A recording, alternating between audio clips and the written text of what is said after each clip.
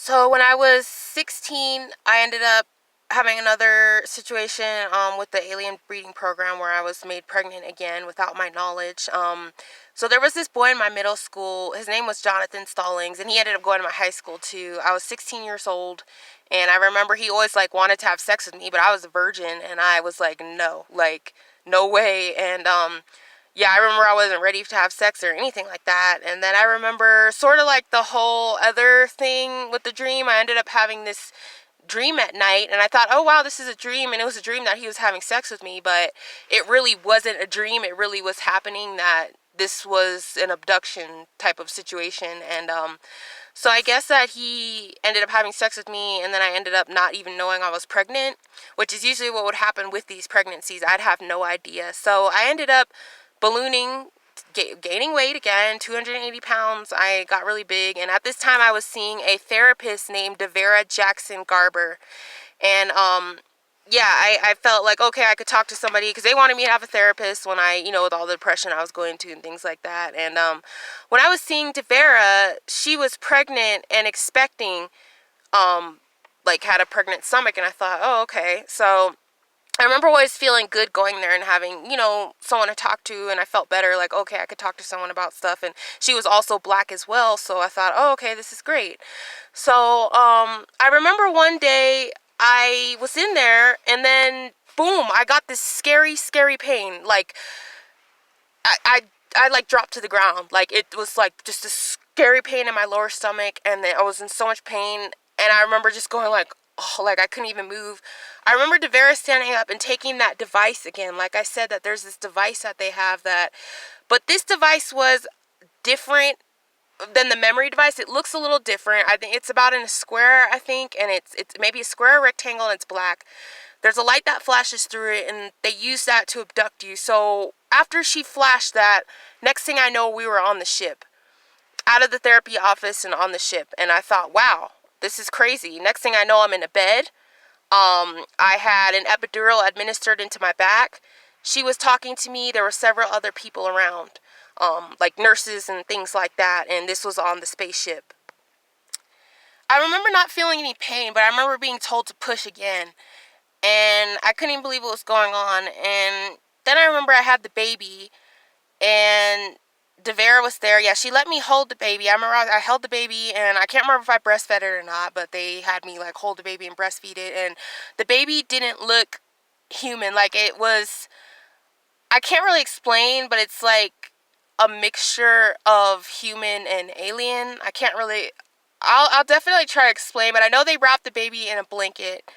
And baby had kind of like a greenish hue. It kind of looked reptilian a little bit. But I do remember that I wanted to keep the baby because I was 16 years old. I don't know. I didn't even know what was really going on still. And I thought, oh my God, like I had this baby. I didn't even know I was pregnant. And I thought, oh my God, I'm holding this baby and I want to keep this baby. I want something that's going to love me, because nobody loves me at all. I have a dysfunctional home. I'm the black sheep of the family. I'm abused. And I had this baby in my arms, and she told me no, like I can't keep the baby, that I don't have any way to keep it or take care of it, and that I had to give it to her, that I couldn't keep it. So she took the baby. We had like basically kind of a debate where I was really trying to tell her I wanted to keep the baby, and she said no, that I really wanted to keep it, and she said nope, because I was 16 years old and could not take it, could not afford it. So shortly after that, I remember I got really, really depressed. Well, first before that, that was, we had the baby. Yeah, they took the baby. She took it. And then we were brought back to the office. After that, I remember I was really, really depressed. I was suffering clearly from postpartum depression or something like that, which resulted in me going into having to go into a mental hospital, which I will get into, which is going to be the part 2 here. So pretty much I just couldn't even believe what happened. And basically I remember then shortly after that, Devera, the therapist, she had her baby. I remember her carrying this baby around in this car seat, and I thought to myself, like, wow, that's interesting. Like, looking back, I think like, oh my God, that's my baby. She took my baby and she's passing it off as her own. And she was a therapist, and then part of this abduction plan to do this to me, to harm me. And I remember seeing the baby in the car seat, and I remember, like, shortly after that, I remember, yeah, I became depressed. I remember I started to drink because I was so depressed. I think I have space to finish this. I won't do a part 2. I'll just finish this because I think I have space on my phone, thankfully. But yeah, I ended up becoming severely depressed. I became drinking. My mom found that out and became very upset. So my mom and grandma decided to put me into a mental hospital for drinking alcohol.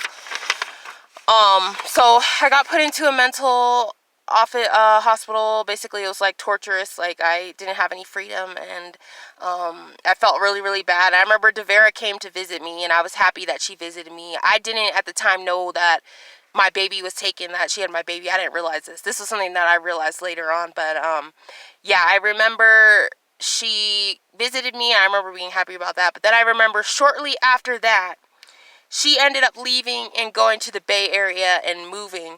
So I think she knew she committed a crime. I think she knew that she did something illegal, and she decided to go ahead and pack up and go to Northern California because that was probably the best thing for her that she felt she could do, because every time she looked at me and had to do therapy with me, she probably knew that I was really the mother of that child. So she probably couldn't even really face me anymore. So yeah, I mean, pretty much she had a baby that was stolen from me, and this was done illegally, and it's part of a, like, underground ring or something like that this is, I guess. And yeah, I mean, it's very hard for me to talk about this stuff because it's just so traumatizing. But yeah, I really trusted her as a therapist. I really trusted her. And it's just very shocking what people can do in positions like therapists, doctors, teachers, and stuff like that. The things that they can do, and they're supposed to take an oath, but they do things like, you know, and it's crazy. So yeah, so she ended up moving to the Bay Area. Never heard from her again, basically. Like, I guess she started working up there or whatever. And yeah, so that was what happened with that. That was part of the